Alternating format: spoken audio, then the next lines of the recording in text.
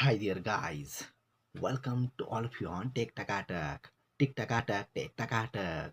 आज के वीडियो में हम थर्मल पावर प्लांट के कंडेंसर के बारे में जानकारी लेंगे। इसमें हम जानेंगे कंडेंसर के बारे में एंड ऑल्सो हम बात करेंगे कंडेंसर के वर्किंग के बारे में। So let's begin. Actually engineering में थर्मोडायनामिक्स में एक डिवाइस होता है जिसे हम कंडेंसर कहते हैं एंड एक्चुअली कंडेंसर एक तरह का कांस्टेंट प्रेशर डिवाइस होता है जिसमें सैचुरेटेड स्टीम को सैचुरेटेड वाटर में कन्वर्ट किया जाता है, यानी कि पानी में कन्वर्ट किया जाता है। जैसा कि आप स्क्रीन पर पीवी डायग्राम और वेपर डोम को देख सकते हो। इसमें एक लाइन सैचुरेटेड वाटर की एंड एक लाइन सैचुरेटेड स्टीम की होती है, यानी कि सैचुरेटेड वेपर की होती है। जैसा कि आप जानते हैं, हीट ट्रांसफर होती है टेम्परेचर डिफरेंस के कारण और वर्क ट्रांसफर होता है प्रेशर डिफरेंस के कारण।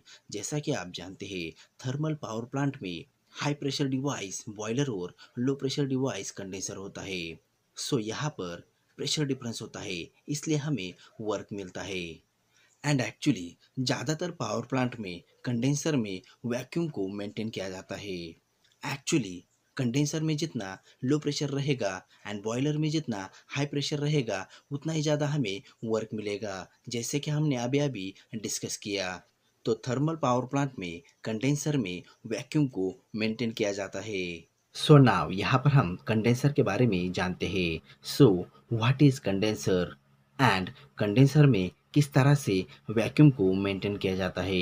एक्चुअली कंडेंसर एक तरह का बहुत बड़ा हीट एक्सचेंजर होता है and actually condenser low pressure turbine के नीचे लगा होता है and actually super heated steam सीधा लो प्रेशर टरबाइन से कंडेंसर में गिरती है एंड कंडेंसर के नीचे हॉट वेल लगा होता है एंड कंडेंसर से वैक्यूम पंप कनेक्ट होता है एंड एक्चुअली वैक्यूम पंप का काम कंडेंसर से अनकंडेंसेबल गैसेस को बाहर निकालना होता है। एक्चुअली जब स्टीम ठंडी होकर पानी में कन्वर्ट हो जाती है तब वहाँ पर मौजूद अनकंडेंसेबल गैसेस को बाहर निकालने के लिए वैक्यूम पंप का यूज़ किया जाता है। सो जब भाप पानी में कन्वर्ट हो जाती है तो कंडेंसर में मौजूद अनकंडेंसेबल गैसेस को बाहर निकालने के लिए, यानी कि रिमूव करने के लिए वैक्यूम पंप का यूज़ किया जाता है। सो लो प्रेशर टरबाइन से भाप निकलने के बाद सीधा कंडेंसर में गिरती है और कंडेंसर में काफ़ी सारे छोटे छोटे पाइप्स लगे होते हैं जिनमें ठंडा पानी होता है। सो इस पानी के संपर्क में आकर के भाप पानी में कन्वर्ट हो जाती है और सीधा हॉट वेल में गिरती है, यानी कि जब हम आधे भरे हुए कुकर के पानी को बॉईल करेंगे तो उससे जो स्टीम बनेगा वो कुकर का पूरा एरिया घेरता है। वही स्टीम जब पानी में कन्वर्ट हो जाती है तो वो कुकर का कम एरिया घेरता है, यानी कि जब लो प्रेशर टरबाइन से भाप निकलती है तो सीधा कंडेंसर में गिर जाती है और कंडेंसर में पूरी जगह पे फैल जाती है। वही स्टीम जब ठंडी हो जाती है तो वो कम जगह घेरती है और सीधा हॉट वेल में गिरती है। इसी वजह से कंडेंसर में वैक्यूम जनरेट होता है। सो दैट कंडेंसर में नेचुरली वैक्यूम जनरेट होता है। कंडेंसर में हम कोई डिवाइस नहीं लगाते। बहुत बड़े जगह में जो स्टीम होती है वो जब ठंडी हो जाती है वो वाटर में कन्वर्ट होती है और एक छोटी सी जगह में आ जाती है। इसी वजह से कंडेंसर में वैक्यूम जनरेट होता है और स्टीम के साथ अगर अनकंडेंसेबल गैसेस या फिर हवा मौजूद होती है तो उनको रिमूव करने के लिए वैक्यूम पंप कंडेंसर के साथ कनेक्ट होता है। सो दैट इस तरह की होती है कंडेंसर की पूरी वर्किंग। कंडेंसर एक बहुत बड़ा हीट एक्सचेंजर होता है और इन पाइपों में ठंडा पानी फ्लो करता है। सो जब लो प्रेशर टरबाइन से स्टीम कंडेंसर में गिरती है तो वो कंडेंसर में पूरी जगह पे फैल जाती है और जब स्टीम ठंडे पानी के पाइपों के साथ हीट एक्सचेंज करती है तब वो वाटर में कन्वर्ट हो जाती है। सो जब स्टीम वाटर में कन्वर्ट हो जाती है तो उसका वॉल्यूम बहुत कम हो जाता है, इसलिए कंडेंसर में वैक्यूम जनरेट होता है। इसी तरह से बॉयलर में high pressure boiler feed pump के कारण नहीं रहता। बॉयलर में हाई प्रेशर रहता है क्योंकि बॉयलर में वाटर बॉयल होता है। जैसा कि हम जानते हैं, जब हम कुकर में पानी को बॉईल करेंगे तो कुकर में काफ़ी ज़्यादा प्रेशर बढ़ जाता है। उसी तरह से बॉयलर में जब वाटर बॉईल होता है तो बॉइलिंग वाटर स्टीम में कन्वर्ट हो जाता है और उसका वॉल्यूम काफ़ी ज़्यादा बढ़ जाता है, जिसके कारण बॉयलर में प्रेशर बनता है। और उस प्रेशर के अगेंस्ट वाटर को बॉयलर में भेजने के लिए बॉयलर फीड पंप को उस प्रेशर में वाटर को बॉयलर में भेजना पड़ता है, सो दैट बॉयलर में high pressure boiler feed pump के कारण नहीं होता और कंडेंसर में वैक्यूम वैक्यूम पंप के कारण नहीं होता। सो नाउ जैसा कि हमने अभी अभी डिस्कस किया, कंडेंसर में काफ़ी सारे ट्यूब्स लगे होते हैं। इन ट्यूब्स में ठंडा पानी भरा होता है।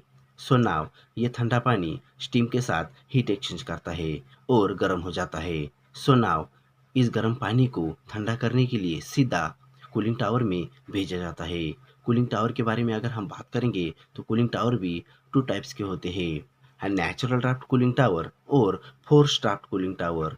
ये दोनों तरह के cooling towers thermal power plant में होते हैं। कंडेंसर में जो ठंडे पानी के ट्यूब्स होते हैं, वो ठंडे पानी के ट्यूब्स स्टीम के साथ हीट एक्सचेंज करके गर्म हो जाते हैं और इस गर्म पानी को बाद में कूलिंग टावर में ठंडा करने के लिए भेजा जाता है, जहाँ पर यह गर्म पानी एयर के साथ हीट एक्सचेंज करके फिर से ठंडा हो जाता है और सीधा कूलिंग टावर के बेसिन में गिरता है और कूलिंग टावर से इस ठंडे पानी को फिर से कंडेंसर में भेजा जाता है, सो दैट इस तरह से ये साइकिलिंग चलती रहती है। कंडेंसर के किसी भी पाइप में अगर माइनर लीकेज हो जाता है तो उससे कंडेंसर के वर्किंग में कोई भी फर्क नहीं पड़ता। एक्चुअली लीकेज से जो वाटर बाहर निकलता है वो सीधा हॉट वेल में गिरता है। एक्चुअली शटडाउन के समय कंडेंसर में लगे ट्यूब्स के लीकेज को डिटेक्ट करने के काफ़ी सारे तरीके होते हैं। नंबर फर्स्ट, पानी में ऊर्सों को मिलाकर कंडेंसर के पाइप्स में भेजना। अगर कंडेंसर के पाइप में कहीं पे लीकेज है तो वहां से ऊर्सो बाहर निकलता है। इस तरह से हम कंडेंसर के पाइप के माइनर लीकेज को भी डिटेक्ट कर सकते हैं। नेक्स्ट, हॉट वेल में कंडेंसेट को पूरी तरह से फिल करना, दैट इज उसका लेवल धीरे धीरे बढ़ाते जाना। अगर कहीं पे लीकेज है तो कंडेंसेट वाटर उस जगह से कंडेंसर के पाइप के अंदर चले जाता है और कंडेंसर के पाइप के दूसरी ओर बाहर निकलता है, जिससे हमें लीकेज के बारे में पता चल जाता है।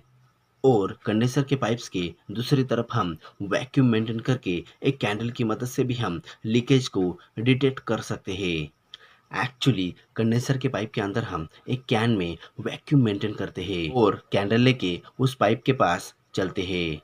तो जहाँ पे लीकेज होगा वहाँ पे कैंडल की फ्लेम पाइप की तरफ डायोड होने लगती है, जिससे हमको लीकेज के बारे में पता चल जाता है। इस तरह से हम काफ़ी सारे तरीकों से कंडेंसर के पाइप्स में होने वाले लीकेजेस के बारे में पता कर सकते हैं। एक्चुअली कंडेंसर में ज़रूरत से ज़्यादा 10% एक्स्ट्रा पाइप लगे होते हैं। सो अगर कंडेंसर के किसी भी पाइप में लीकेज हुआ तो हम उस पाइप को पूरी तरह से बंद कर सकते हैं। इससे कंडेंसर के परफॉर्मेंस पे किसी भी तरह का फर्क नहीं पड़ता। इसलिए कंडेंसर के किसी भी पाइप में लीकेज हुआ तो हम उस पाइप को पूरी तरह से ब्लॉक कर सकते हैं। सो दैट यह थी पूरी जानकारी कंडेंसर के बारे में। वीडियो कैसा लगा आप हमें कमेंट करके बता सकते हैं एंड इसके बारे में और भी जानकारी चाहिए होंगी देन इसका लिंक मैंने डिस्क्रिप्शन बॉक्स में दिया हुआ है। और अगर आप चाहे देन हमें अदर सोशल मीडिया प्लेटफॉर्म पे भी फॉलो कर सकते हो। एंड अगर आप इस तरह की और भी इन्फॉर्मेटिव एंड टेक्निकल वीडियोज़ को देखना चाहते हो देन ऊपर आई बटन के लिंक पर क्लिक करके आप हमारी all informative and technical videos को यूट्यूब पर देख सकते हो। So thanks for joining me, stay tuned with me on Tech Taka Tak. Bye bye.